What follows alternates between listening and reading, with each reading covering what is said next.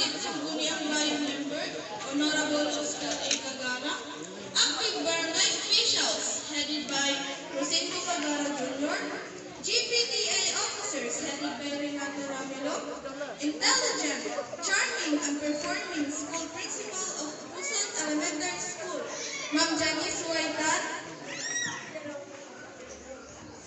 our dedicated teachers, guests, proud parents, graduates, ladies and gentlemen, good morning.